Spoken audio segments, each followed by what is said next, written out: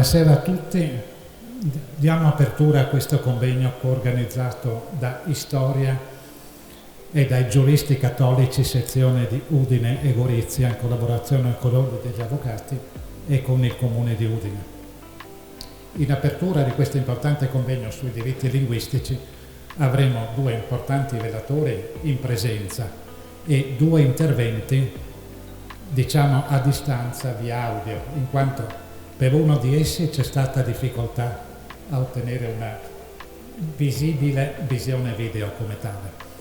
Dall'altro lato, credo che l'intervento audio sarà anche dell'onorevole Bosco, deputato europeo, che non è potuto essere presente. Allora, senza particolari formalità, importante in questo momento dare la parola al padrone della sede, il sindaco della città, professor Piero Fontanini, per il saluto di apertura.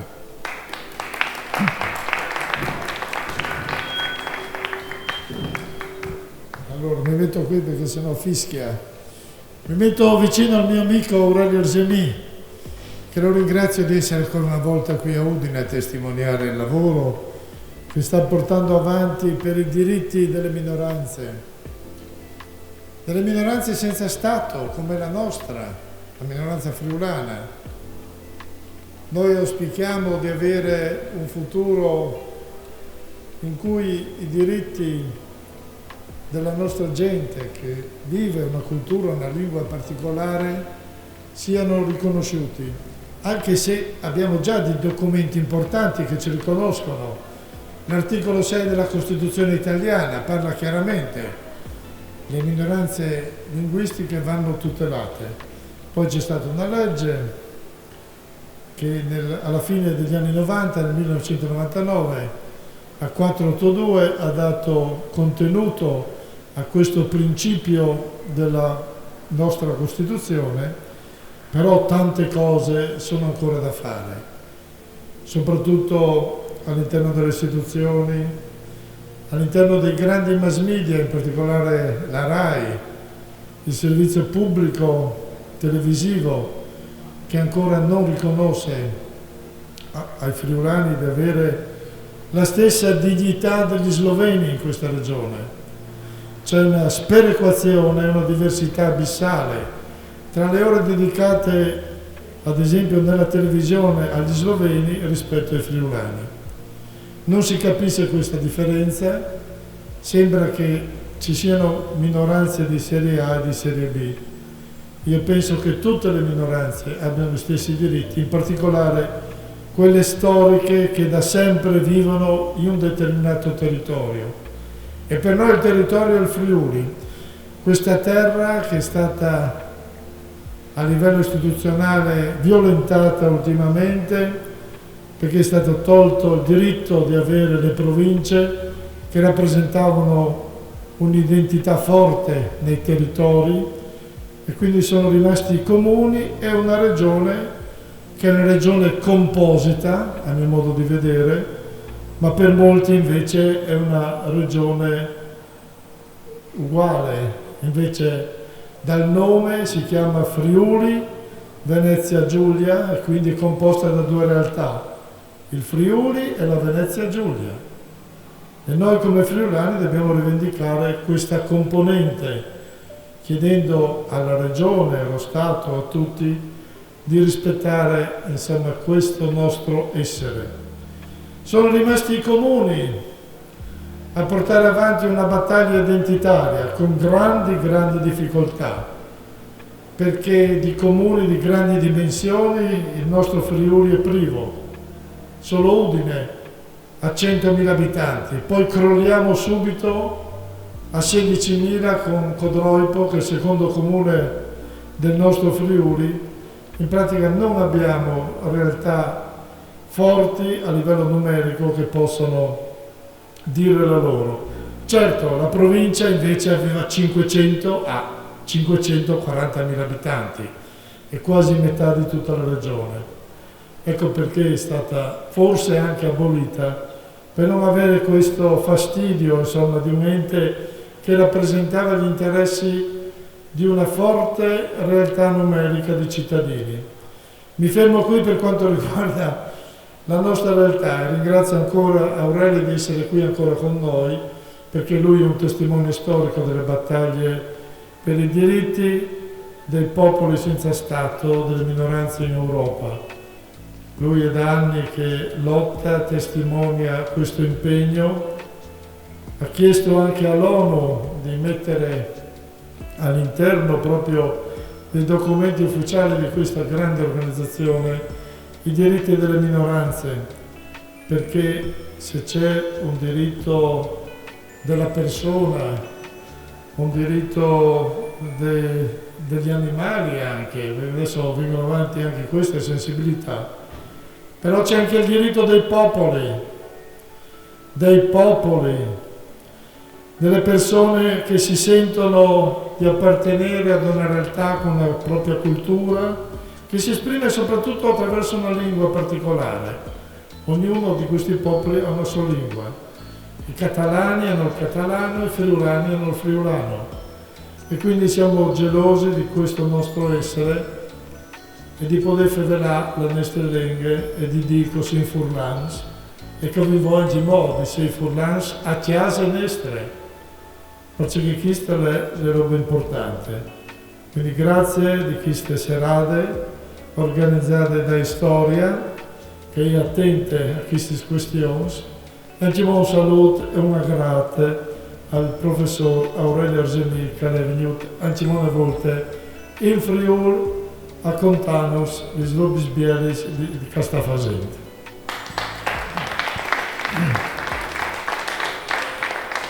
Grazie signor Sindaco. Allora, il titolo completo del convegno di oggi è I diritti linguistici in Europa e in Friuli. Allora, nella presentazione che ha già fatto il signor Sindaco del professor Aurelio Argemì, credo che ha già indicato una parte, diciamo così, delle sue esperienze di vita. Lui è fondatore del CIEM, che mi ricordava prima è stato fondato in Italia addirittura, che nella sua dizione completa, vi leggo la dizione completa, ecco, fondatore e presidente emerito del CIEMEN, Centro Internazionale Scarré per le minoranze etniche e le nazioni, di Barcellona.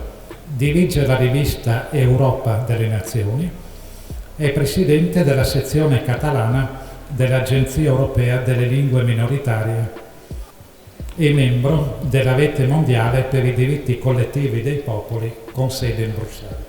Grazie professor Aurelio Argemì di essere intervenuto. Procederemo, prima di dargli la parola, a questi due saluti dell'onorevole Dreosto, uno, e di una professoressa che si collega dalla Spagna o dalla Catalogna. Vuoi dare il via a questi? Gentile Presidente, relatori, ospiti, sono molto onorato quest'oggi di portare il mio saluto a questo importante convegno. Mi dispiace farlo in remoto, ma questa settimana mi trovo a Strasburgo per la sessione plenaria del Parlamento europeo e quindi vi raggiungerò solamente domani, aerei permettendo. Entrando nel merito di questo incontro, sottolineo, portando un brevissimo contributo, come l'Unione Europea ha reso da sempre l'apprendimento delle lingue un tema prioritario e di grande importanza. E lo ha fatto anche attraverso iniziative concrete come quella di finanziare numerosi programmi e numerosi progetti in ambito linguistico. La differenza linguistica è quindi riconosciuta dall'Unione Europea un valore fondante e fondamentale ed è anche sancito dai trattati. Ricordo che la Carta dei diritti fondamentali dell'Unione Europea, adottata nel 2000 e poi resa giuridicamente vincolante dal Trattato di Lisbona, proibisce le discriminazioni fondate sulla lingua e obbliga anzi l'Unione a rispettare le diversità linguistiche. La politica dell'Unione Europea in materia linguistica si basa poi sul rispetto delle diversità in tutti gli Stati membri e sulla creazione anche di un cosiddetto dialogo interculturale.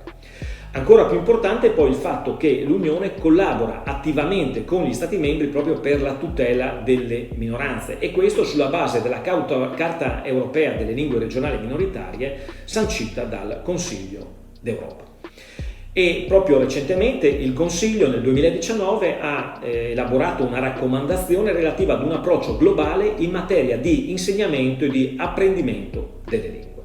In questa raccomandazione si invita gli Stati a sostenere ulteriormente non solo l'apprendimento delle lingue durante la scuola dell'obbligo, ma anche ad incentivare la formazione degli insegnanti di lingue attraverso esperienze internazionali. Per quanto concerne poi i programmi d'azione, sono numerose le iniziative economiche finanziate dall'Unione Europea che evidentemente danno riscontro a questo tipo di sostegno che l'Europa ha da sempre nei confronti delle lingue. E vorrei concludere il mio ragionamento solo passando un attimo a quello che è il ruolo del Parlamento Europeo, di cui sono onorato di far parte. Pensate che al Parlamento Europeo è stata adottata una politica linguistica incentrata sul multilinguismo e questa politica pienamente operativa permette evidentemente ad ogni parlamentare di poter parlare e scrivere nella propria lingua di origine e avere anche tutta la documentazione tradotta. Voglio però concludere il mio ragionamento sottolineando il particolare sostegno che in questo momento il Parlamento europeo sta dimostrando nei confronti delle lingue minoritarie. Nel 2013 il Parlamento infatti ha adottato una risoluzione sulle lingue europee a rischio di estinzione in cui si esorta proprio gli Stati membri, che quindi hanno un ruolo fondamentale, ad impegnarsi in favore della tutela e della promozione delle diversità del patrimonio linguistico e culturale dell'Unione. Nella sua risoluzione del 17 dicembre 2020 il Parlamento ha poi espresso il proprio sostegno al Minority Safe Pack, un'iniziativa voluta dai cittadini europei e volta anch'essa a migliorare la protezione delle minoranze linguistiche. Gentili ospiti, l'Unione Europea sfoggia, se venite nelle stanze istituzionali, un importante motto a noi caro. Il motto è Uniti nelle diversità. E questo deve valere ancora di più per la cultura, per la lingua e per le tradizioni. Grazie per l'attenzione e buona conferenza. Buongiorno, sono Vicenta Tassa, direttore della cattedra di diritti linguistici della Università di Valencia e devo dire che per me è una soddisfazione poter salutare il sindaco della città di Udine, Pietro Fontanini. Perché Udine non è solo una città bellissima, è la capitale del Friuli, è un centro universitario importante eppure uno spazio politico e sociale dove si lavora per la diversità linguistica e culturale. Voglio salutare anche Aurelia Argemí, fondatore e presidente emerito del Centre Internacional Esquerrer per alle minories ètniques i les nacions, che ha vissuto tutta la sua vita nella difesa della diversità linguistica e del grande valore che hanno tutte le lingue e minoranze. E come no, voglio salutare il professore Guglielmo Cevolin, che mi ha aiutato a capire e conoscere la complessa e grande realtà del Friuli e della lingua friulana. Come sapete, la Unione Europea ha 3 lingue di lavoro, inglese, francese e tedesco. Altre 21 lingue ufficiali, come l'italiano e l'espagnolo, e circa 60 lingue senza riconoscenza, anche se sono parlate per milioni di persone. Durante gli ultimi secoli, tanti stati europei si sono costruiti sulla idea dell'uniformità linguistica ed hanno fatto tutto il possibile per fare a meno le loro minoranze linguistiche. Oggi sappiamo che questo è un errore storico terribile.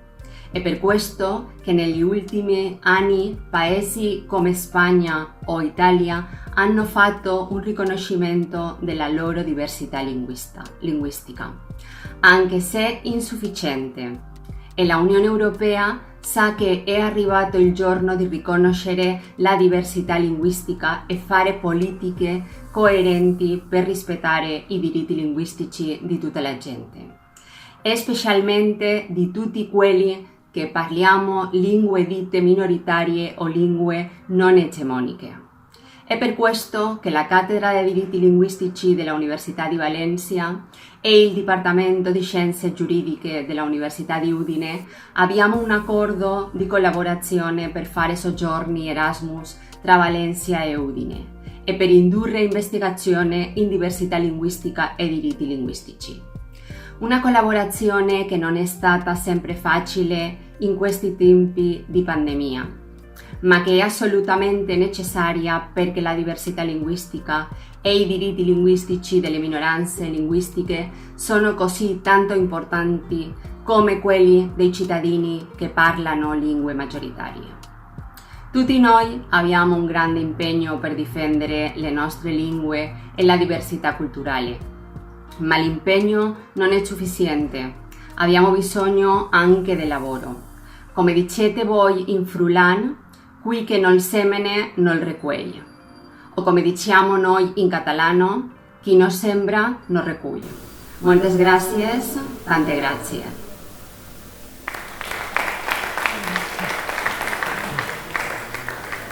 Bene, due importanti interventi che hanno bene introdotto il tema dell'incontro di oggi. Io passerei poi direttamente la parola al professor Augemmi, alla fine del quale poi parlerà il professor Cevolin e illustrerà un importante contributo che lui ha scritto sulla materia.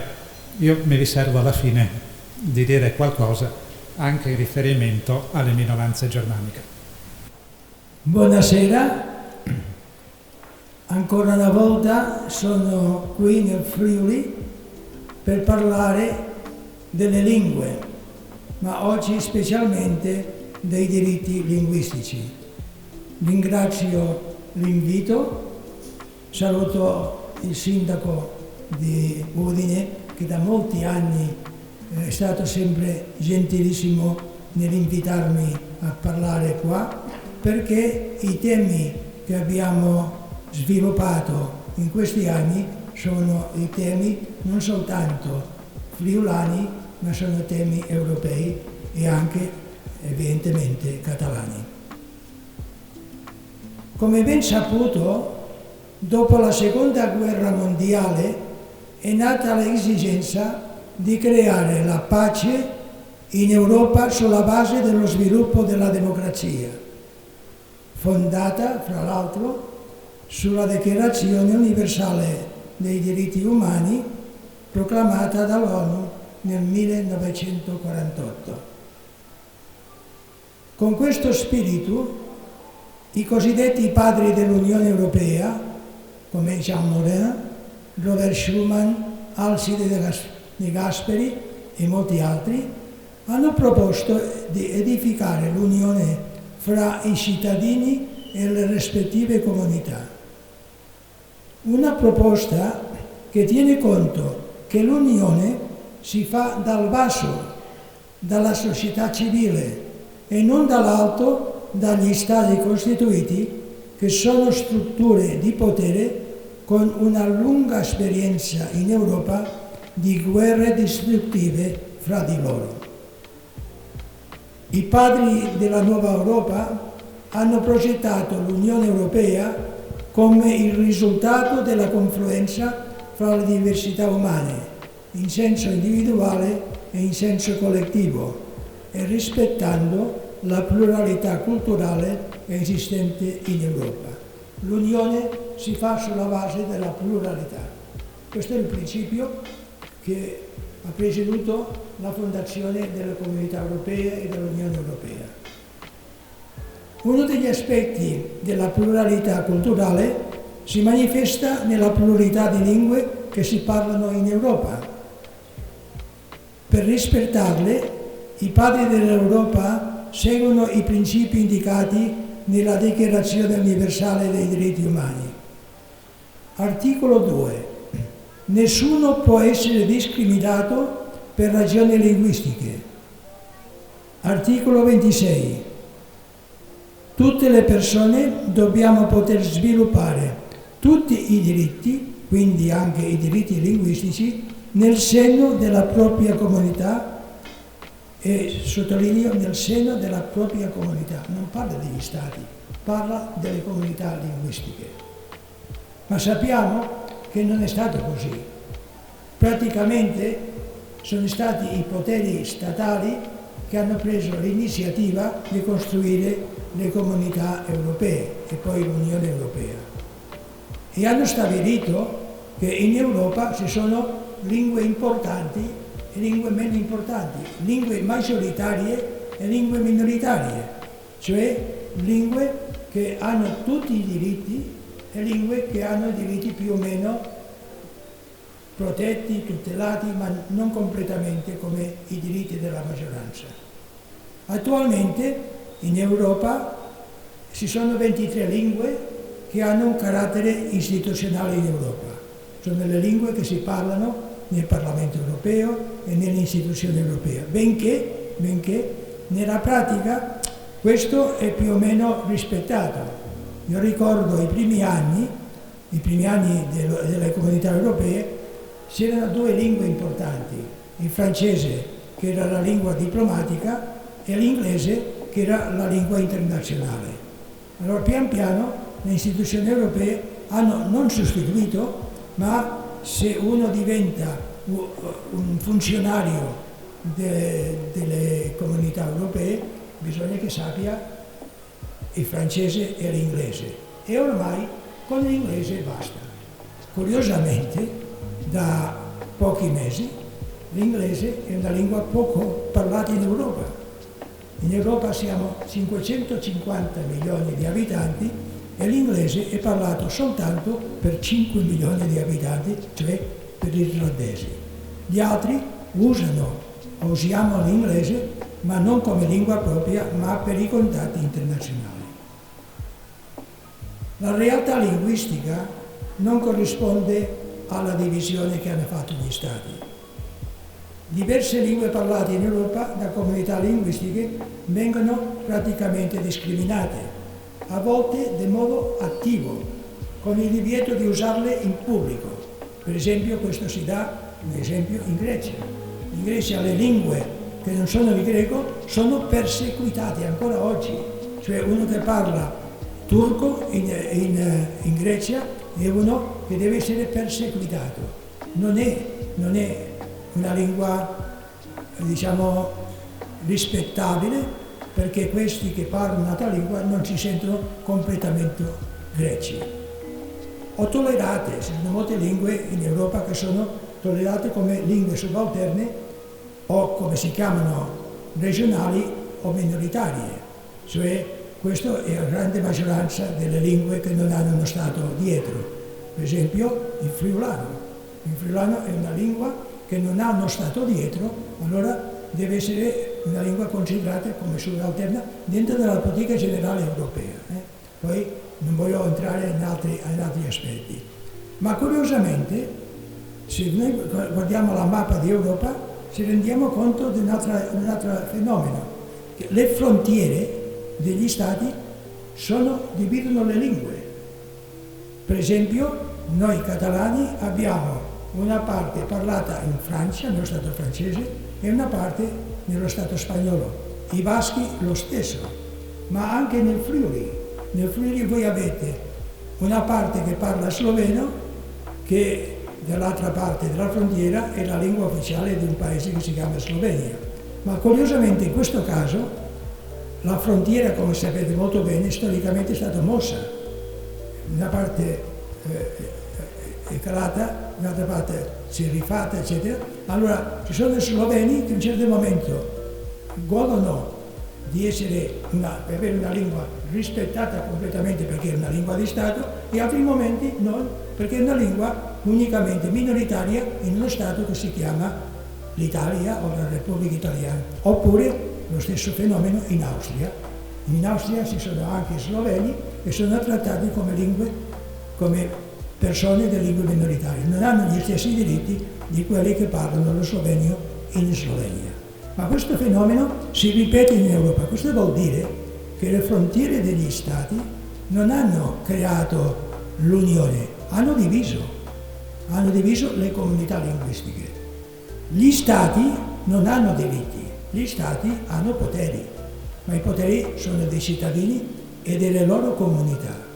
Anche a livello linguistico, le comunità linguistiche devono essere le protagoniste di un'Europa plurale, reale e che veramente rispetta la differenza e la pluralità.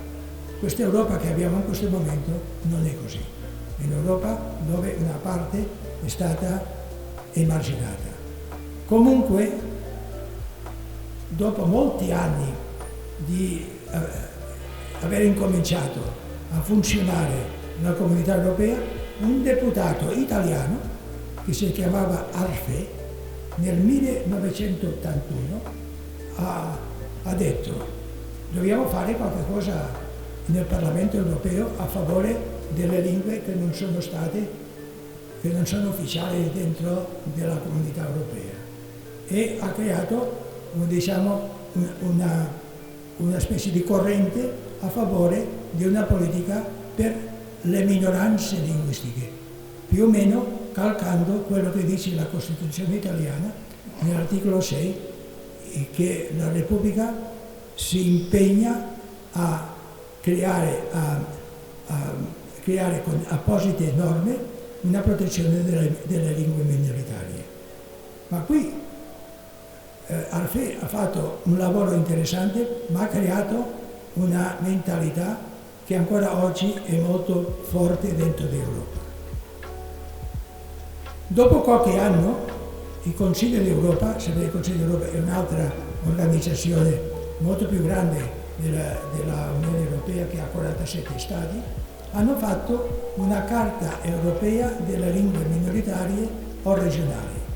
In questa carta, curiosamente, nell'introduzione dice: i concetti di lingua maggioritaria e lingua minoritaria non sono concetti validi, perché non hanno nessun rapporto con se c'è più gente o meno gente che parla una lingua. È una categoria, è una distinzione che discrimina le lingue. Perciò bisogna cercare un'altra terminologia che non sia questa della lingua maggioritaria e minoritaria. Ci sono lingue in Europa. Le lingue che in questo momento non sono state rispettate, bisogna che abbiano l'ambito possibile di sviluppo nei mezzi di comunicazione, nell'insegnamento, negli organi del governo autonomo, eccetera. Cioè uno spazio che possono svilupparsi tutte queste lingue come lingue normali di Europa. Non si parla che sono contro le altre lingue, si parla di queste lingue che hanno gli stessi diritti, quelle che le parlano, di quelle che parlano già le lingue cosiddette, le lingue ufficiali della Unione Europea. Ma dice un'altra cosa alla fine questa carta. Tutto questo sempre e quando non crea problemi di frontiera di Stato. Questo evidentemente, quando io parlo della lingua catalana che si parla in Francia, c'è un problema della frontiera con la Francia. Allora questa carta dice: non si toccano le frontiere. Bene, questa è una scelta politica, ma in fondo quello che non si fa, non si rispettano i diritti della comunità linguistica catalana che si parla nelle due parti delle frontiere, della Repubblica Francese e della Spagna. Curiosamente anche il catalano nella parte dello Stato spagnolo è una lingua che è riconosciuta anche dalla Costituzione come una lingua che forma parte delle lingue che si parlano dentro della penisola iberica. Noi abbiamo la nostra lingua riconosciuta come lingua propria nella Catalogna, che si chiama catalano, ma è ancora la discriminazione. Rispetto allo spagnolo, il catalano, lo spagnolo è la lingua di tutti gli spagnoli, cioè di tutti quelli che sono dentro delle frontiere dello Stato spagnolo, parlano spagnolo, che hanno il diritto di saperla e il dovere di parlarla. Invece per il catalano la Costituzione dice: noi abbiamo il diritto di saperla ma non il dovere di parlarla. Questo già è una discriminazione, cioè per noi catalani non possiamo sviluppare come gli spagnoli hanno la possibilità di sviluppare la propria lingua. Poi è venuto un altro tipo di soluzioni. Facciamo dunque i paesi che siano, in questi casi come per esempio la Catalogna, facciamo una politica di bilinguismo istituzionalizzato, cioè In Catalogna si può parlare spagnolo e catalano, hanno tutti la libertà di poter parlare una lingua o l'altra, in tutti i livelli. Conclusione, dopo molti anni di essere applicata questa norma, in Catalogna tutti sappiamo il catalano, perché le scuole insegnano in catalano e il catalano. Ma in Catalogna ancora oggi tante funzioni pubbliche sono in spagnolo. Per esempio, la giustizia in Catalogna, soltanto il 10% delle sentenze si fanno in catalano. Cioè, questo non è bilinguismo. Questo teoricamente si dice bilinguismo, ma in fondo il bilinguismo ha anche una forma di discriminazione. Per superare questo problema in Europa si sono trovati altri modi di creare un rispetto a questa pluralità. E io guardo, per esempio, il caso del Belgio. Il caso del Belgio è molto interessante. Il Belgio, come sapete, è uno Stato abbastanza moderno.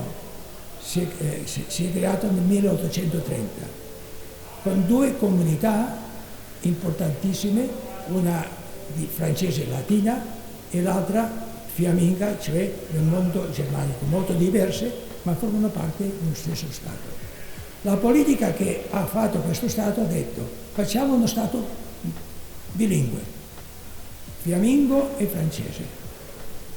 Cosa è successo? Che i francesi all'epoca erano più potenti economicamente e anche demograficamente, erano superiori. E hanno detto: perché noi dobbiamo imparare il fiammingo se tutti i fiamminghi imparano il francese? Cioè, i fiamminghi parlavano fiammingo e francese, ma i francesi non parlavano fiammingo. Era perdere il tempo parlare una lingua che non interessava loro. Ma con gli anni è stato il rovescio. La parte fiamminga è cresciuta economicamente, la parte francese è calata anche economicamente e la parte fiamminga è cresciuta demograficamente. E hanno detto: allora applichiamo, noi saremo maggioritari in Belgio, allora noi imponiamo ai francesi che parlano il fiammingo. I francesi hanno detto di no. Soluzione: hanno diviso il Belgio in due comunità territoriali, una che parla fiammingo e l'altra che parla francese, e si cerca altre vie di rispetto alla diversità. È problematico ancora oggi, ma comunque è un fatto interessante, cioè un rispetto delle lingue e al di sopra il rispetto degli stati. Questo è il caso per esempio della Svizzera. La Svizzera non c'è una lingua ufficiale, ci sono diverse lingue che nei cantoni rispettivi sono parlate e sono rispettate. Poi c'è stato anche altre situazioni per dire che il bilinguismo si può superare. Questo è stato per esempio il caso della Cechia e della Slovacchia, che parlavano qualche anno fa, dicevano la stessa lingua, si sono separati in un modo civico, hanno fatto due stati, i cechi parlano la loro lingua e i slovacchi parlano la loro lingua. Cioè si sta superando pian piano questa politica del bilinguismo istituzionalizzato. Pian piano non siamo arrivati ancora a creare un ambiente, una mentalità per rispettare le differenze linguistiche. Poi ci sono altri fenomeni in Europa che bisogna tenere conto, ma questo ha bisogno di un'altra politica. Le isole linguistiche. Per esempio in Italia ci sono i greci nel sud dell'Italia che non hanno niente a vedere con la Grecia attuale. Non c'è un rapporto continuo, è un'epoca di presenza greca nel sud dell'Italia. Ma queste isole linguistiche si ripetono dappertutto. Poi c'è un altro fenomeno, anche importante per vedere che ancora non siamo lì, di rispettare la pluralità linguistica. La lingua teoricamente più parlata in Europa, ma che non lo è, dal punto di vista numerico, sarebbe l'occitano. E l'occitano non si parla in Occitania. Cioè i francesi hanno fatto tutto per ammazzare l'occitano, benché ci siano movimenti a favore che si parli ancora. Ma si parla l'occitano come lingua riconosciuta nella Valle di Aran, in Catalogna, che è lingua ufficiale lì. e sono 6.000 abitanti, e nelle valli occitane dello Stato della Repubblica Italiana, dove gli occitani sono rispettati come territorio, hanno un territorio molto chiaro che si chiama il territorio della lingua occitana. In Italia c'è una cosa importante questi ultimi anni, dicono che le lingue che si parlano in Italia hanno un territorio. Questo non vuol dire che siano rispettate, ma almeno questo, cioè il friulano ufficialmente ha un territorio, e questo territorio è il territorio friulano, e se i friulani vogliono possono recuperare la propria lingua, ma questa è la volontà dei friulani, e direi la stessa cosa dei sardi. Invece altri paesi questo non si può, per esempio nel caso della Francia. Nel caso della Francia ultimamente hanno voluto fare una cosa più o meno simile e hanno fatto tutto il possibile, il Tribunale Costituzionale francese, per vietare questa, diciamo, crescita delle lingue che lì si chiamano regionali. Ma c'è un fenomeno nuovo. 15 giorni fa ci sono state elezioni regionali in Francia e in Corsica hanno vinto i nazionalisti il 68%. Prima cosa che hanno fatto, vogliamo la lingua corsica come lingua ufficiale della Corsica. Vedremo cosa farà il governo centrale, ma se il governo è democratico dovrà rispettare la volontà degli elettori della Corsica. 68% che hanno votato a favore dei partiti che sono favorevoli alla lingua corsica. Come vedete, la mappa linguistica d'Europa, faccio un riassunto, no? La mia conferenza era più lunga, ma comunque cerco di fare un po' il riassunto di quello che volevo spiegarvi. E la cosa che volevo dire come ultima parte del mio intervento, che 25 anni fa, cioè nel 1996, un gruppo di esperti linguistici di tutto il mondo abbiamo elaborato una dichiarazione universale dei diritti linguistici. Punto numero 1. I soggetti dei diritti linguistici non sono gli stati, sono le persone e le comunità linguistiche.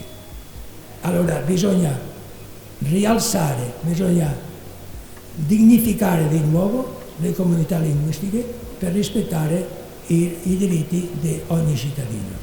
Seconda cosa, se non si rispetta la comunità pienamente è impossibile rispettare individualmente le lingue.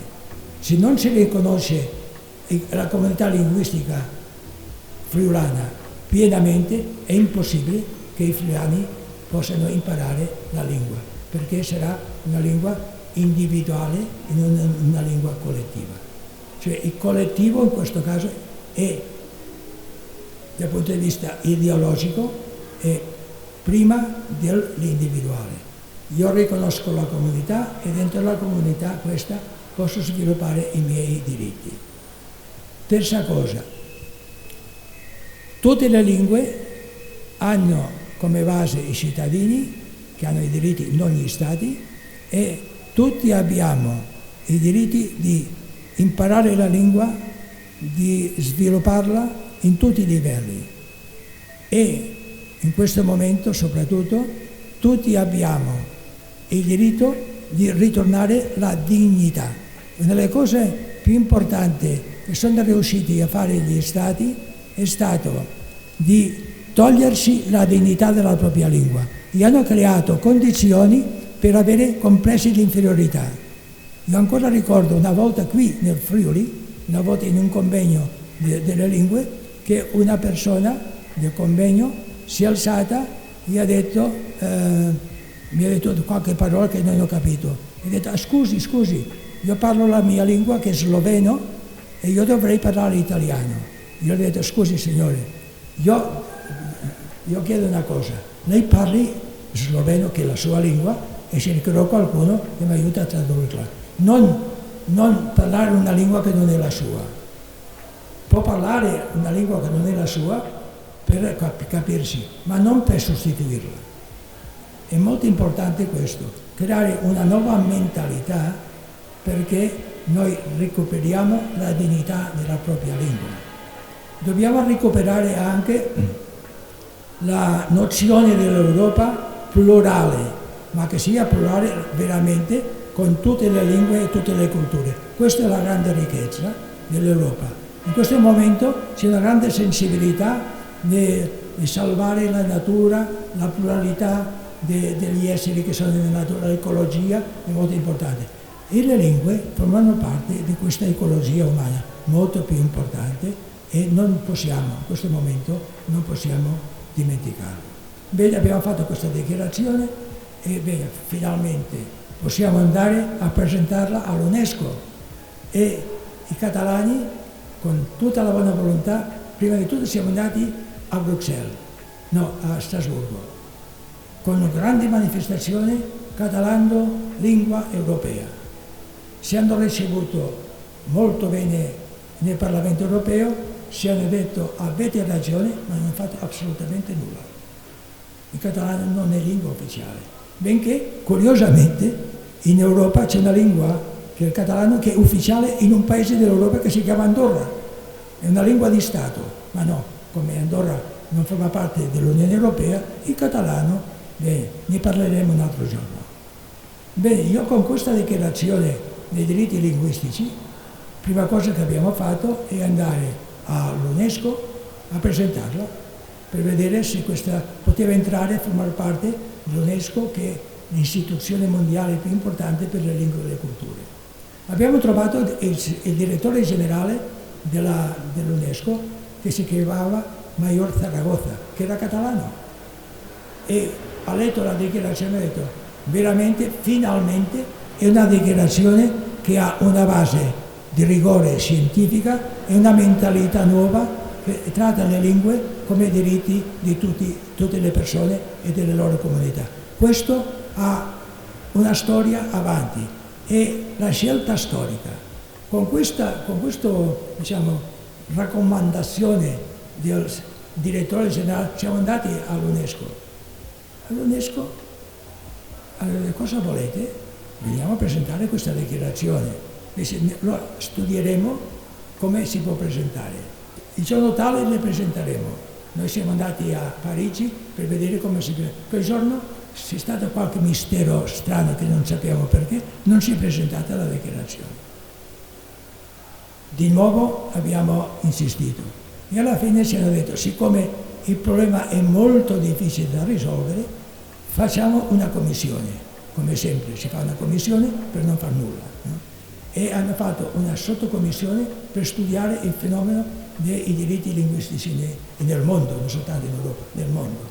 E ci ha fatto un'altra cosa che è importante dal punto di vista teorico, un'associazione che si chiama Lingua Pax, cioè il rispetto delle lingue crea il rispetto della pace. Bene, molto bene. È morta Lingua Pax, la Commissione non ha avuto tempo di riunirsi e questo fa 25 anni. Forse l'ONU sarà più sensibile. E allora io sono andato, questo l'ho fatto io personalmente a nome degli esperti che abbiamo lavorato, sono andato a Ginevra, dove c'è la sede del Consiglio dei diritti umani dell'ONU. Mi ha ricevuto il presidente del Consiglio, in quel momento, che era l'ambasciatore del Messico. Ha letto la dichiarazione e soprattutto una cosa importante, l'appoggio che aveva a questa dichiarazione, c'era Arafat, c'era Edmond Tutu, c'era parecchi premi Nobel della pace, e allora ha detto questo è importante, veramente importante, ma io purtroppo la mia presenza qui nel Consiglio come Presidente finisce fra un mese, non avrò il tempo di presentarla nel Consiglio. Dovresti andare a trovare l'ambasciatore di Romania che sarà mio successore. Un altro viaggio a Ginevra sono andato a trovare l'ambasciatore di Romania. Fantastico, questa è una dichiarazione che dobbiamo studiarla, ma io non ho tempo di poter occuparmi di questa dichiarazione. Forse l'ambasciatore di Armenia, che lì in Armenia sono molto sensibili alla questione linguistica, vado a trovare l'ambasciatore di Armenia. Sono andato a trovare l'ambasciatore di Armenia mi aveva detto, questo finalmente avrò un tema da poter discutere, perché mai trovo un tema di poter discutere nella sessione generale. Ma purtroppo devo dire una cosa, ieri mi hanno nominato ambasciatore dell'Armenia nel Consiglio di Europa. Allora io non posso fare una cosa che non potrò fare praticamente perché vado via.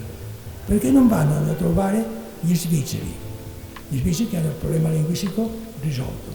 Sono andato all'ambasciata svizzera e mi hanno detto sì, il problema le mettiamo nella lista, il problema che studieremo, ancora lo stanno studiando. Cioè niente. Dopo, vedendo che gli svizzeri erano un po', diciamo, non molto attenti alla questione, mi hanno detto forse sarebbe interessante di andare a trovare l'ambasciatore di Bolivia, perché l'ambasciatore di Bolivia, in Bolivia ci sono le comunità degli autoctoni, degli indiani degli Alpi, e così, delle Ande, e così, gli indigeni, e forse lì. Vado a trovare una signora giovane di Bolivia e dico, il tema è super interessante, ma io in questo momento ho molto lavoro difendendo Morales, ricordate? C'era Morales come presidente della Bolivia e non ho tempo di occuparmi. Cioè la cosa, non dico che è morta lì, la cosa è diventata molto difficile. Perché? Quando gli Stati hanno visto che questa dichiarazione sta creando una nuova mentalità, un cambiamento anche di rispetto dei diritti umani, un modo di approfondire i diritti umani, hanno detto no, questo è creare un altro ambiente, questo è creare un altro mondo che noi non accettiamo. E noi abbiamo detto, ma c'è un altro mondo possibile e continueremo lottando dalla società civile perché le cose cambiano. E questa è la situazione nella quale ci troviamo noi, i catalani, è la situazione per la quale io sono oggi qua, per creare coscienza nella società civile, in questo caso friulana, perché questo è un problema che vi concerne, è un problema che concerne tutti e noi abbiamo la responsabilità storica di far avanzare questi diritti linguistici in tutto il mondo.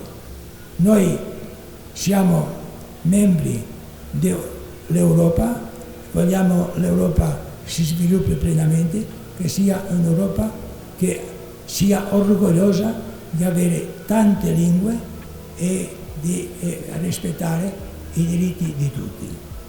Finisco ricordando che non è la lingua che amiamo, ma è in questa lingua, la lingua di ognuno, che esprimiamo ti amo.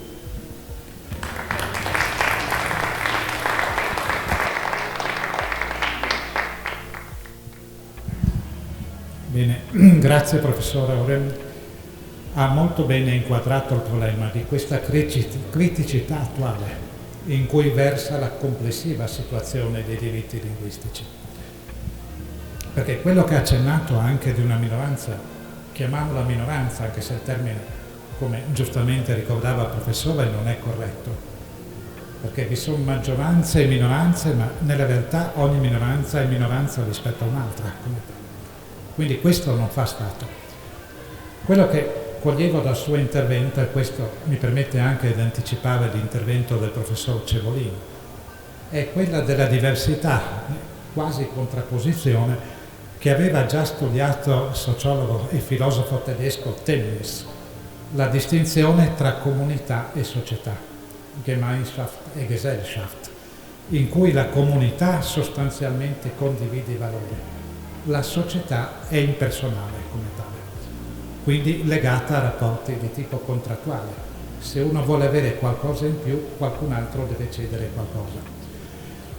E questo è stato colto anche perfettamente bene anche dal signor Sindaco, perché in fin dei conti sono ormai per l'Italia 21 anni che esiste la legge sulle minoranze linguistiche, chiamiamola così, la quale noi, quando ormai 10 anni fa, anche con l'amico Stolfo, la Regione ci aveva chiesto di estendere il rapporto della Regione per il Consiglio d'Europa, abbiamo avuto modo di comparare la legislazione nazionale con quella slovena e con quella austriaca, avendo nel comitato scientifico un austriaco e la rettrice dell'Università di Capodistria, che è stata anche ministro dell'istruzione.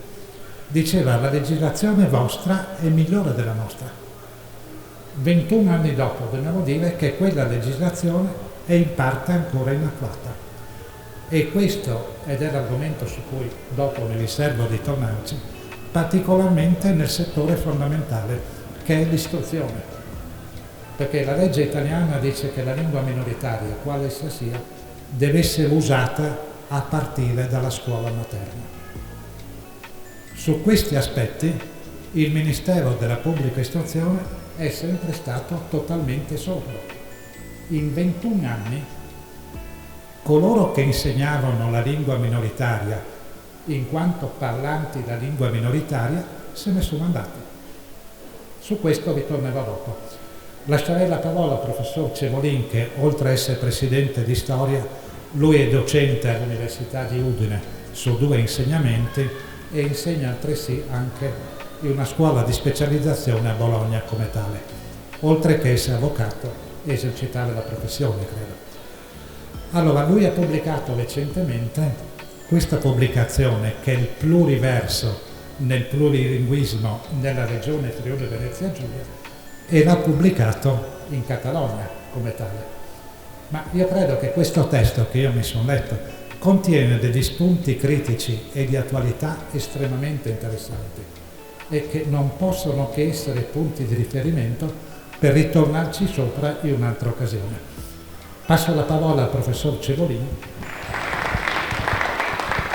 Grazie infinite al professor Ernesto Lisch e grazie infinite a Aurelia Argemì, ma soprattutto grazie al Comune di Udine che, avete visto, ha voluto fare la riapertura in presenza delle attività culturali in maniera eroica, con tutte le difficoltà che ci sono, ha strutturato in città tanti luoghi proprio per ritornare a discutere in presenza. Questo, guardate che è fondamentale. Prima si è citato Tönnies, comunità e società, il sindaco ha parlato del collegamento tra l'identità linguistica e l'aspetto di identità nazionale e la comunità e l'autonomia del Friuli. Aurelia Argemì ha tirato le fila a livello europeo di questi concetti, però la comunità si fa in presenza, non solo in maniera virtuale, quindi è fondamentale questo passaggio. Quindi teniamo presente, adesso è stato citato l'aspetto dell'istruzione. Guardate che quello che è successo con la pandemia, cioè l'allontanamento didattico, è una cosa gravissima, come anche il riprendere quello che stiamo facendo, discutere insieme su questi temi è fondamentale.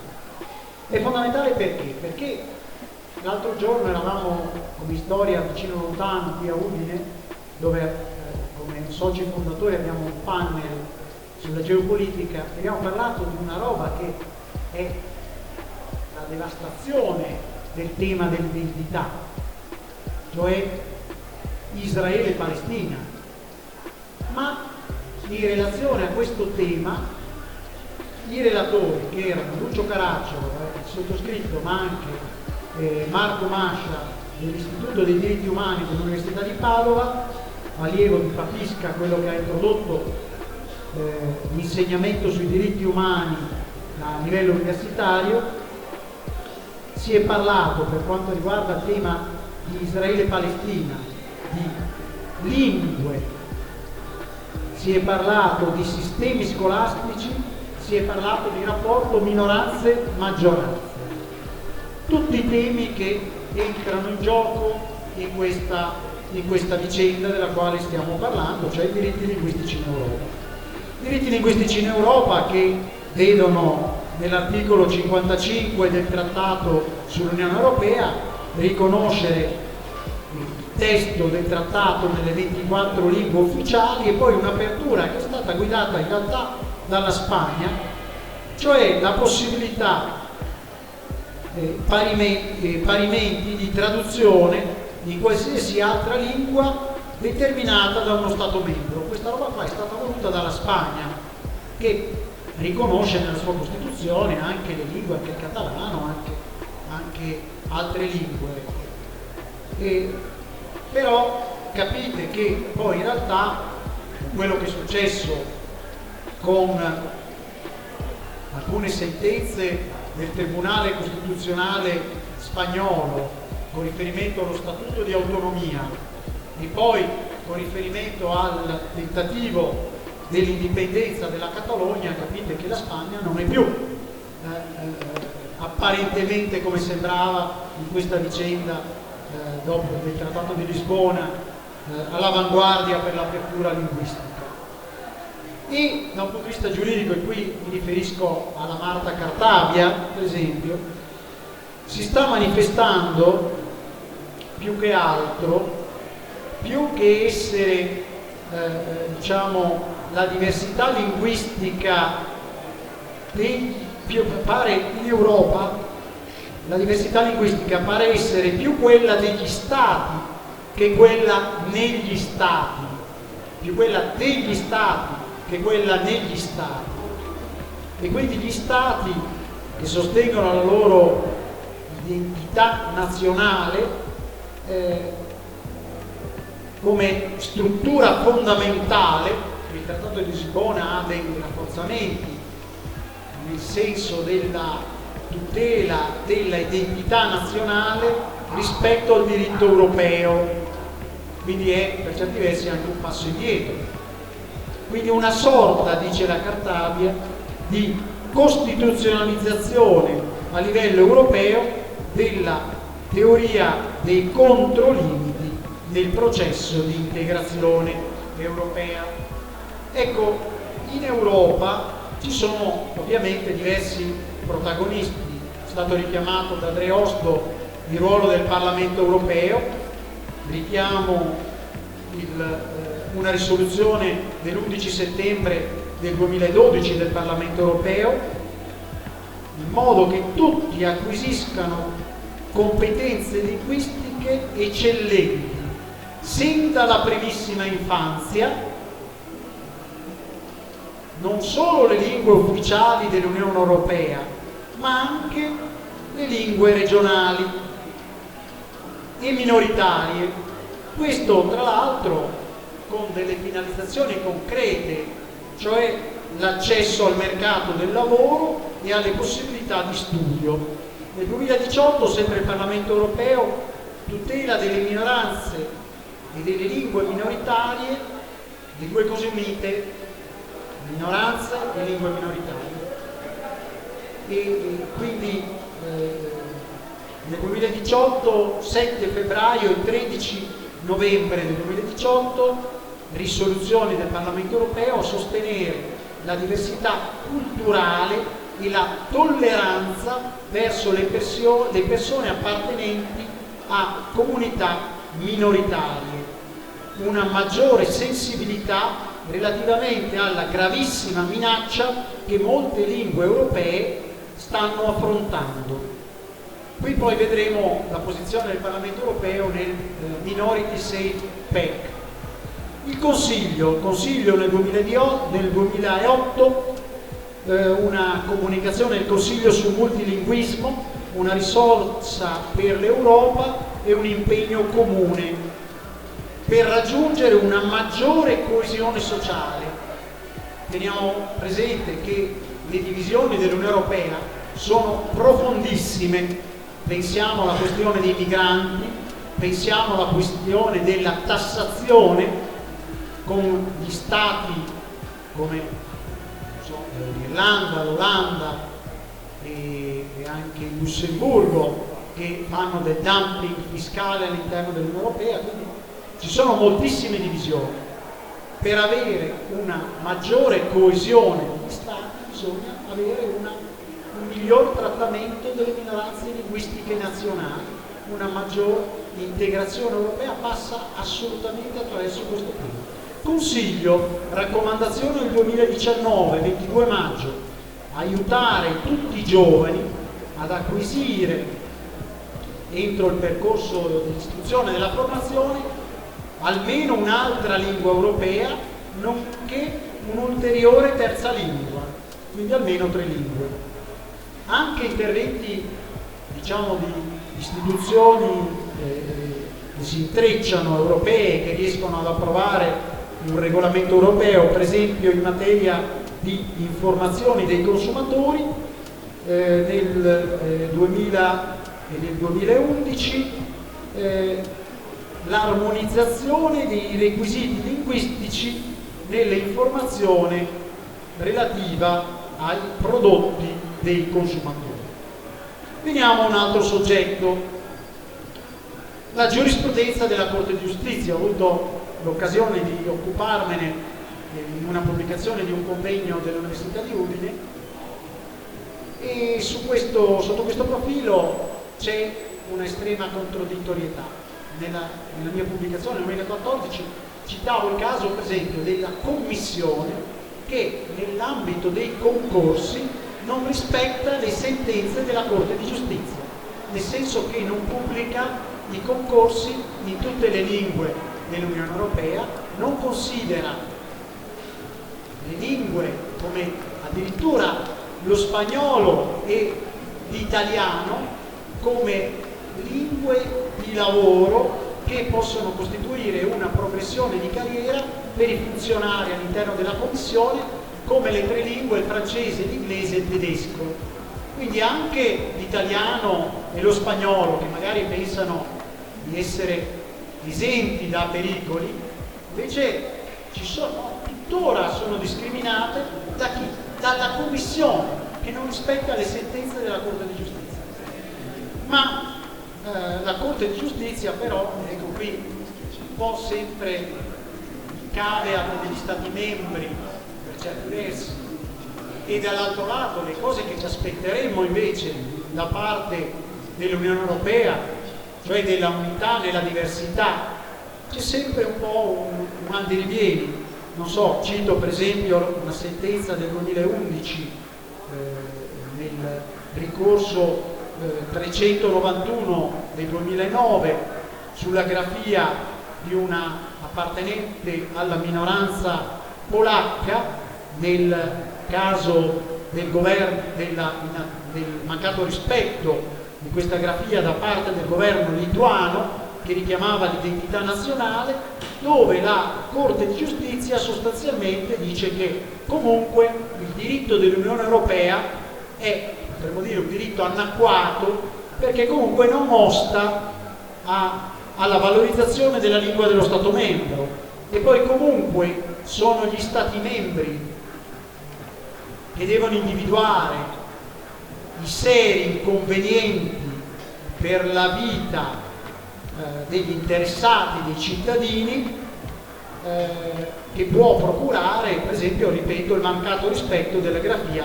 della minoranza, di una minoranza. Quindi, come dire, rinviano sempre agli Stati membri poi anche l'applicazione del diritto europeo, come peraltro, se voi vedete la Carta europea delle lingue minoritarie, alla fine tutto è rimesso agli Stati membri, cioè c'è un controllo da parte anche di organismi europei che vengono a fare passano in rassegna rispetto delle lingue minoritarie nelle varie regioni, anche italiane per esempio, ma poi è tutto rimesso agli Stati. E quindi ecco di qui per esempio la necessità invece di un'autorità amministrativa indipendente di livello europeo, un'agenzia europea per le lingue minoritarie, che tra l'altro, visto che seguiamo gli indirizzi del Comune di Udine in queste proposte culturali, intendiamo richiederlo da tempo. Già il Comune di Udine l'ha fatto con una pubblicazione per quanto riguarda un'agenzia delle lingue minoritarie. Come storia abbiamo fatto assieme, abbiamo fatto 10 anni di tavole rotonde a Barcellona con tutte le minoranze linguistiche d'Europa, con anche il presidente allora della provincia Fontanini che incontrò Carodoro Vira, incontri tra l'assessore De Anna alla cultura e il ministro, il consigliere della cultura Tresseres, proprio in quest'ambito per creare un clima favorevole a un'agenzia europea per lingue minoritarie e per le minoranze linguistiche nazionali che intanto ci sia, prima di tutto, poi noi la proponiamo anche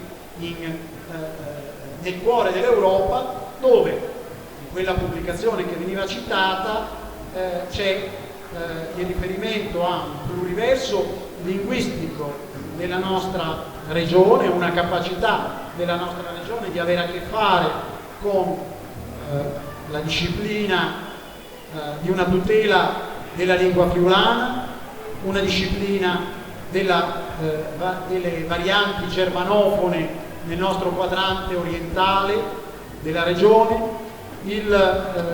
la tutela da parte di una legge regionale della minoranza slovena, a questo punto minoranza super protetta, come un po' accennato il sindaco Fontanini, minoranza super protetta con evidenti situazioni, per esempio per quanto riguarda l'aspetto radiotelevisivo, per esempio, e però anche con il problema tentativi, ecco, la nostra legislazione, queste sono un po' le novità che ci sono in questa pubblicazione che ho fatto con l'Università di Valencia, che ha voluto pubblicare la cattedra dei diritti linguistici, ha voluto pubblicare un lavoro, cioè il tentativo che ha fatto la Regione Friuli-Venezia Giulia, positivo e negativo, con delle critiche anche che si possono fare per quanto riguarda per esempio la lingua friulana, un tentativo di stabilizzazione di chi si occupa di questi temi, però con una modificazione e con un rischio, cioè con molte modificazioni, con il rischio di un'eccessiva burocratizzazione per esempio, e con molte modifiche, continue modifiche, non così la legislazione regionale in materia della tutela della lingua friulana è buona, peggiore, molto peggiore è la disciplina in materia di attività culturali, che attraverso dei regolamenti deliranti ha continuamente modificato anno per anno la disciplina delle attività culturali con una instabilità assurda, con i rendiconti che cambiano anno per anno, ma sono 10 anni ormai che cambiano anno per anno, mettendo in ginocchio le associazioni che sono già messe in ginocchio dalla pandemia, quindi una cosa delirante. Questa è una carenza della nostra burocrazia regionale, purtroppo bisogna dirlo, non è colpa neanche della politica, pensate, è una colpa diciamo di una burocrazia che non è più, come dire, finalizzata veramente alla comunità regionale, ma un pochino pensa solo alla propria carriera. Dirigenti che si autotutelano con la proposta di regolamenti che salvano solo se stessi praticamente, e mettono in croce i destinatari, tra l'altro contro il diritto amministrativo della legge 241 per esempio, che prevede solo un accanimento del procedimento amministrativo solo se c'è una necessità per delle finalizzazioni, per degli obiettivi, ma non per queste finalizzazioni. Poi ecco, per quanto riguarda la minoranza germanofona, ci sono aspetti positivi, perché c'è un tentativo di tutela pur nella esiguità numerica, e questo è molto importante, cioè l'esiguità numerica non è un elemento di valutazione.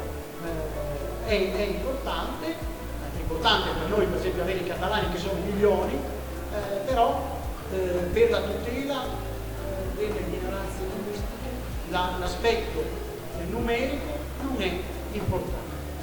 E poi per la minoranza slovena, ecco, c'è il tentativo nella legislazione, magari ancora non riuscito e sempre da sostenere, nell'ambito della minoranza super protetta slovena, di avere una tutela anche della minoranza resiana. Ecco, su questo sia la provincia di Udine sia anche Storia insieme hanno cercato di fare qualcosa con pubblicazioni, con ricerche, con attività culturali, e qualcosa è entrato nella legislazione pur con passi diciamo lenti e tormentati, ed ecco allora che quindi una regione che ha una università che esprime un master in Intelligence, Information and Communication Technology, che è il più avanzato in Italia su questo tema, cioè del collegamento all'intelligence, che non è solo i servizi segreti, ma è per esempio la tutela della cyber security delle imprese, per esempio, la tutela delle imprese addirittura nazionali e regionali, penso per esempio al sistema bancario, ma sapete che se va avanti Amazon, Facebook, eccetera, eccetera, a parte addirittura che gli stati rischiano di essere fregati con la moneta elettronica proposta da Facebook, per esempio, ma le banche non serviranno più a niente se vanno avanti queste piattaforme in completa deregulation, senza tassazione, senza niente. E quindi la necessità, per esempio da parte del Copasir, di dire attenzione che il sistema bancario dell'Italia sta andando a carte 48 se avanzano queste piattaforme ancora, che iniziano a fare prestiti, che iniziano a sostenere il credito al consumo prima, ma poi potranno fare anche i mutui. Quindi siamo in una situazione, ecco, comunque una grande capacità della nostra università, per esempio, quindi con questo master. Poi siamo nell'ambito di Unipace, la rete per l'università della pace, siamo fondatori come Università di Udine, il sottoscritto ne è responsabile, quindi siamo avanzatissimi, abbiamo centri come sul centro sul plurilinguismo, abbiamo il centro diciamo sulla tutela della lingua e della cultura friulana secondo la legge istitutiva dell'Università di Udine e così via. Quindi siamo pienamente in grado, ma anche con la filologica friulana. Qui c'è un esponente storico di Gorizia che è anche avvocato e collega, quindi c'è l'associazione Mitteleuropa, per esempio, che svolge un ruolo straordinario di dialogo con l'Europa centro-orientale. Come si può dire, le ambasciate, i consolati dell'Europa centro-orientale vengono ogni anno qui a Udine a discutere di temi che hanno a che fare con l'identità, con la cultura in ambito europeo, molto più avanzata di discorsi che ci sono nelle istituzioni europee, tra l'altro, quindi siamo avanzatissimi. E poi anche un po' nel nostro piccolo Storia, che con l'appoggio del comune, prima della provincia di Udine, ha realizzato, e anche prima della regione Friuli Venezia Giulia, ha svolto tanti impegni a livello europeo. Termino qui quindi con questa proposta di una agenzia europea per le lingue minoritarie e per le minoranze nazionali. Perché aggiungo anche per le minoranze nazionali? Perché il peso specifico delle firme del Minority Safe Pack è un peso specifico che ha unito le minoranze linguistiche e le minoranze nazionali in Europa con 1.200.000 firme, che non è riuscito a scalfire, per esempio, la burocrazia della Commissione, che ha detto nel 2021, nel gennaio 2021, ma è tutto a posto, non c'è bisogno di fare alcun avanzamento. Per esempio, un primo avanzamento c'è da fare con l'Agenzia Europea delle lingue minoritarie e nazionali e delle minoranze linguistiche nazionali, in modo da istituire un'autorità amministrativa indipendente che controlli gli Stati membri dell'Unione Europea nel rispetto dei diritti riconosciuti a livello europeo. In secondo luogo c'è il tema dell'istruzione, che è stato richiamato, e sotto questo profilo c'è un lavoro straordinario da fare. Quindi ci sono tante attività pratiche da portare avanti.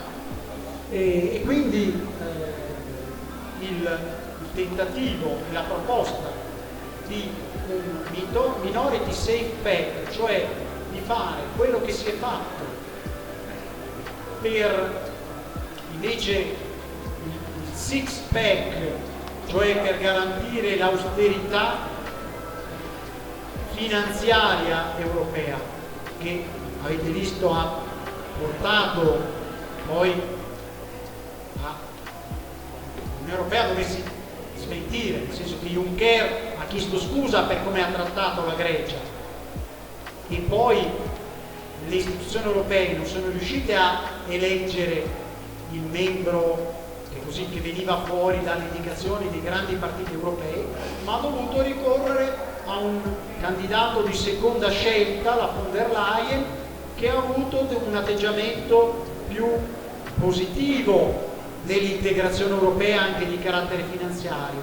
Quindi si stanno muovendo delle cose, anche la pandemia ha avuto degli aspetti positivi, ma la pandemia avrà degli aspetti pesantissimi per quanto riguarda l'economia e li avrà anche su un altro versante, cioè l'aspetto del digitale, che ci riguarda, perché anche lì l'aspetto del digitale, dell'intelligenza artificiale impatta direttamente sulla tutela delle minoranze linguistiche nazionali, perché anche lì i sistemi di traduzione ci aiuteranno in maniera straordinaria a superare delle barriere, ma non per questo non ci dovrà essere ecco anche qui, per esempio nell'ambito del recovery plan, per esempio tanti progetti che aiutano su questo versante, cioè di rendere facile la traduzione immediata in tutte le lingue, in modo che non ci sia più il problema di dire ma con l'intelligenza artificiale e con il digitale quanto costa tradurre, mamma mia, troppi soldi, troppo spreco, quando in realtà in Europa, per esempio, se parliamo di Strasburgo, per esempio, della sessione europea di Strasburgo, sappiamo che insomma ci sono dei costi elevatissimi, questi sì un po' forse ridimensionabili, ma non quelli delle lingue. Chiedo scusa, ho terminato. Grazie al nostro Presidente che ha condotto e grazie al Sindaco e ad Aurelio. Grazie a tutti, io devo solo fare una piccola conclusione, perché riassumendo i due interventi. La prego. No, io vorrei dire una cosa che non ho avuto tempo di spiegare, no? Forse la mia presentazione è stata purtroppo un po' pessimista riguardo alle difficoltà di portare avanti la dichiarazione dei diritti linguistici, ma devo dire che comunque questa dichiarazione ha avuto già un grande influsso nella dichiarazione universale dei diritti dei popoli indigeni del 2007. La filosofia, nella parte che parla delle lingue e di questa dichiarazione dell'ONU, è completamente nella linea della nostra dichiarazione. Perciò crediamo che almeno ha servito per qualche cosa. Ma anche troviamo come base questa dichiarazione nelle 9 costituzioni sudamericane, di Paraguay per esempio e di Bolivia, ma anche delle isole del Pacifico. Ultimamente abbiamo trovato nei riferimenti a questa dichiarazione in una riflessione sulle lingue dell'India, cioè l'India vuole diventare veramente quello che è già, plurilingue, ma riconosciuta come quasi un continente plurilinguistico, e citando sempre questa dichiarazione. Perciò volevo concludere in modo più ottimistico di quello che forse ho lasciato prima. Cioè noi abbiamo seminato e crediamo che qualche giorno, con lo sforzo di tutti i giorni, questo seme farà un albero per tutte le lingue. Ma questo è un impegno che tutti noi, quelli che siamo sensibili al problema, dobbiamo prendere responsabilmente perché diventa una realtà.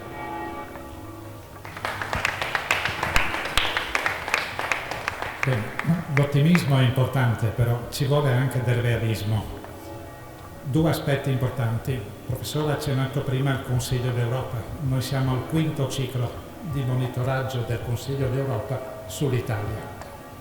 Bene ricordando che la 482 del 99 è stata approvata perché è stata prima approvata la ratifica della Carta Europea delle Minoranze.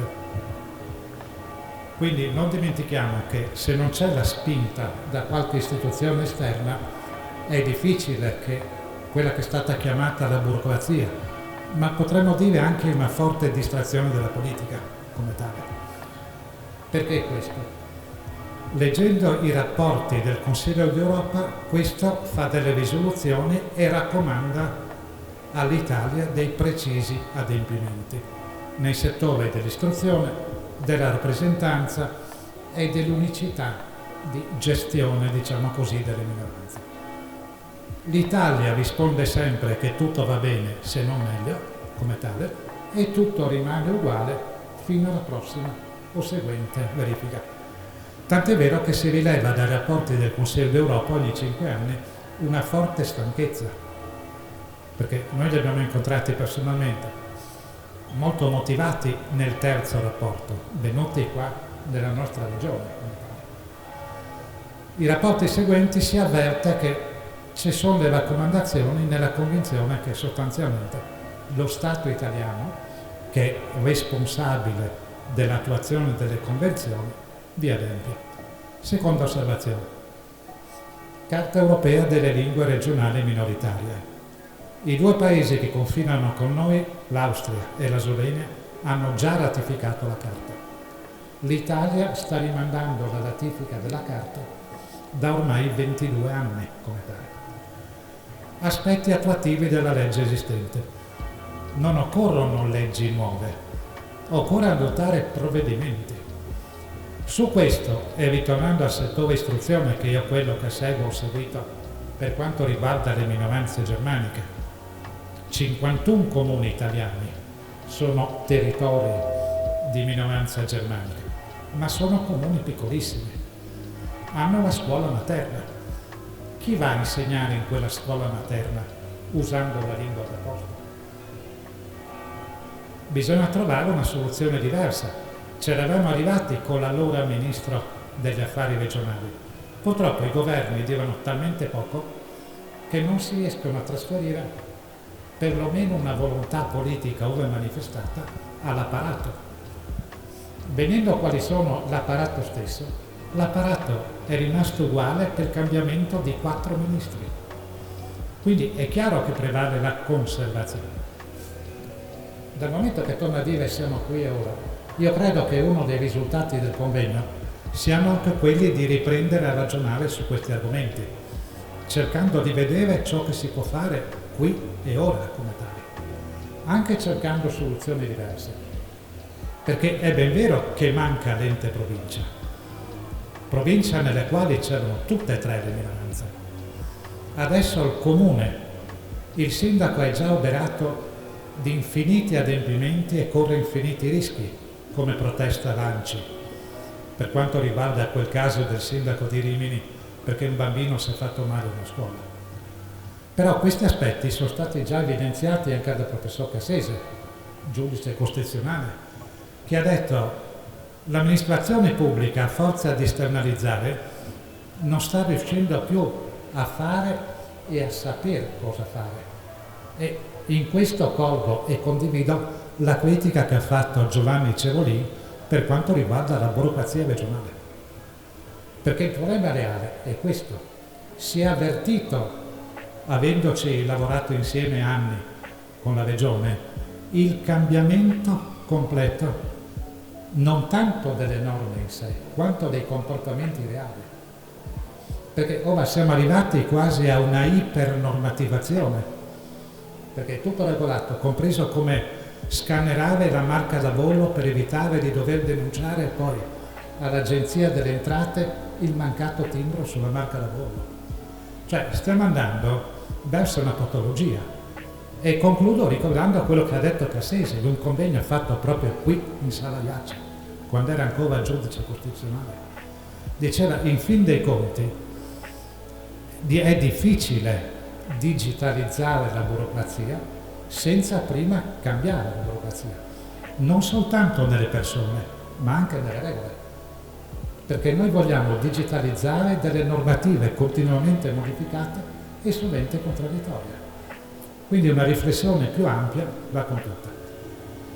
Io dichiaro conseguentemente chiuso il convegno, ringraziando i relatori intervenuti, ringraziando il Comune e la persona del signor Sindaco per quanto ci ha ospitato.